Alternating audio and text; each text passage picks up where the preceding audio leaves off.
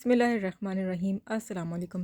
Recently Ayra की थी appointment उसके weight height checkup and vaccination की, इसलिए मैं आज आप लोग के साथ एक व्लॉग शेयर कर रही हूँ। साथ ही बेल्जियम की हेल्थ केयर की इंफॉर्मेशन भी शेयर करूँगी अपने चैनल मुस्लिम्स इन यूरोप पर।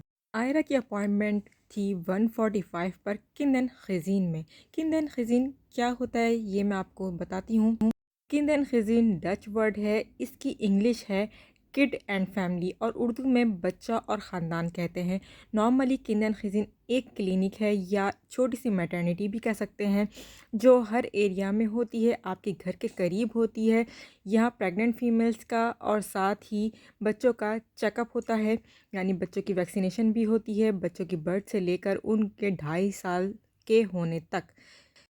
नॉर्मली ये चेकअप हॉस्पिटल में भी होता है पर हॉस्पिटल्स दूर होते हैं, तो इसलिए यहाँ मोस्टली लोग किंदन खजीन जाना ही प्रेफर करते हैं।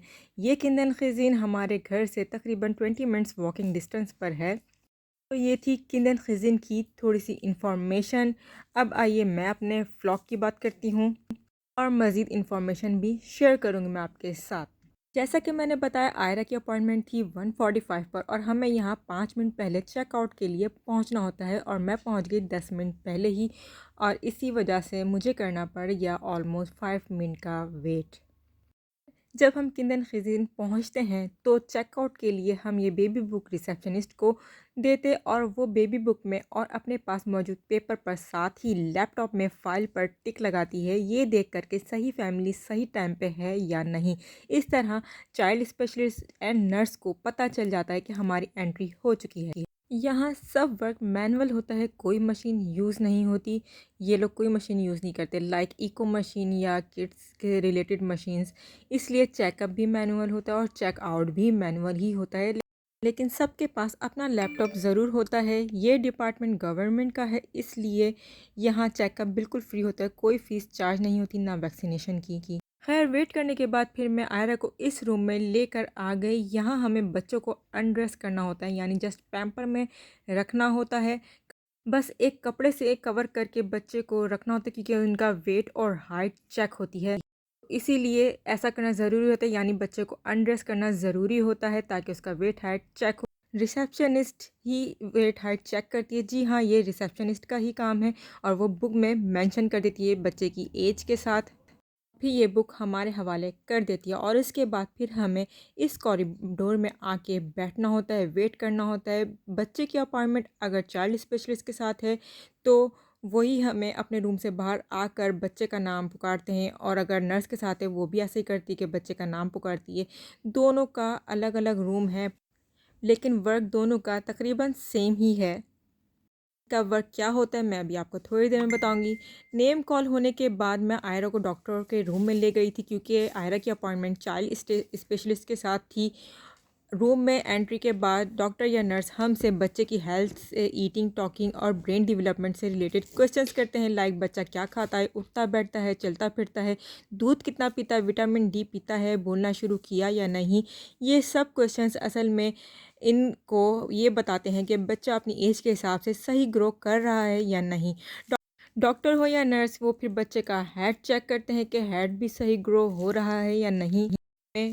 वो एक ग्राफ दिखाते हैं लैपटॉप में कि बच्चे की ग्रोथ कैसी चल रही है, एवरेज, नॉर्मल, नॉर्मल से ज़्यादा या बहुत ज़्यादा।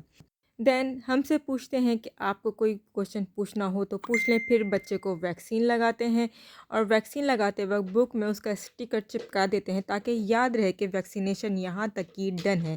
वैक्सीनेशन की डिटेल तो मैं आपको थोड़ी देर में बता दूंगी। इस तरह से 10 to 20 मिनट्स एक पर्सन या चाइल्ड को देते हैं और फिर उसका नेक्स्ट अपॉइंटमेंट भी दे देते हैं और फिर हम अपने घर वापस आ जाते हैं। तो व्यूवर्स यहाँ तक मेरी जो व्लॉग थी वो एंड अप हुई है, लेकिन कुछ इन्फॉर्मेशन किंदन खजीन से रिलेटेड मैं आपसे शेयर करूंगी अब। वैक्सीनेशन नॉर्मली 15 मंथ्स तक के बच्चों को लगती है और वो भी उनकी एज के हिसाब से जो इस बुक में मेंशन है। ये आयरा की बुक है और इसका ये हाल भी आयरा ने ही किया है, जबकि अमरा की बुक अभी तक सही सलामत है। खैर बुक के फर्स्ट पेज पे असल में होता है बच्चे का नेम, हाइट, उसका वेट, वो कब पैदा हुआ, ये सब डेट्स वगैरह मेंशन होता है। और लास्ट पेज पर होता है अपॉइंटमेंट की डेट, टाइम, और किसके साथ अपॉइंटमेंट है, डॉक्टर के साथ है या नर्स के साथ, ये सब मेंशन होता है। और ये पेज होता है वैक्सीनेशन का, वैक्सीनेशन कब दी गई थी और कौन सी वैक्सीनेशन दी गई है, ये सब यहाँ मेंशन है। बाकी ये पेज जो है वो वैक्सीनेशन का है कि कौन कौन सी वैक्सीनेशन देनी है, किस एज पर देनी है, और बच्चे की डिटेल, सारी वैक्सीनेशन की डिटेल इसी पेज पर है। वैक्सीनेशन भी डिफरेंट टाइप्स की होती हैं। रोटा रिक्स होती है, साथ ही पोलियो, मीज़ल्स होती है, और भी वैक्सीनेशंस होती हैं। रोटा रिक्स जो होती है बहुत हार्ड वैक्सीन होती है, हमें ख़ुद बाय करना होती है। ये नॉर्मली तो 100 यूरो की होती है, लेकिन अगर बच्चे के पास मेडिकल है तो ये तकरीबन 11-12 यूरो की मिल जाती है। ये पिलाने वाली होती है और ये बच्चे को डिफरेंट वायरसेस से महफूज रखती है। इसको पीने के बाद बच्चे बहुत रोते हैं, फ़ीवर भी हो जाता है। इसके अलावा पोलियो की वैक्सीन होती है, वो भी लगवानी कंपलसरी है। वो कंपलसरी इसलिए कि ये वैक्सीन अगर हमने नहीं लगाई तो हमें यहाँ की गवर्नमेंट की तरफ से आ जाता है पेनल्टी, वो भी 500 यूरोस का। जी हाँ, इसको लगाने के बाद हमें डॉक्टर, जब बच्चा 15 मंथ का हो जाता है तो चाइल्ड स्पेशलिस्ट हमें एक पेपर देते हैं, ये इस पर स्टैंप लगा कर देते हैं। ये असल में हमें गवर्नमेंट के ऑफिस में सबमिट कराना होता है, जल्द से जल्द कराना होता है। और ये पेपर अगर हमने जमा नहीं, सबमिट नहीं कराया तो हम पर पेनल्टी आ सकता है। ये असल में प्रूफ होता है कि बच्चे को पोलियो की वैक्सीन लग चुकी है। और इस पर किंदनखीज़ीन भी मेंशन है। इसके अलावा जो वैक्सीन लगती है वो मीज़ल्स की वैक्सीन होती है। मीज़ल्स का इंजेक्शन होता है, हाथ पर लगता है, और मीज़ल्स के बाद बच्चे को असल में फ़ीवर और मोशन हो जाते हैं। और भी वैक्सीनेशंस होती हैं, लेकिन वीडियो ज़्यादा लॉन्ग हो जाएगी तो इसलिए मैं यहीं तक आपके साथ इन्फॉर्मेशन शेयर कर रही हूँ। और यहीं पर इन्होंने साथ में एक छोटा सा प्ले एरिया भी बनाया होता है, ताकि बच्चे जो आते हैं यहाँ वो खेल कूद भी सकते हैं, यहाँ इंजॉय भी कर सकते हैं।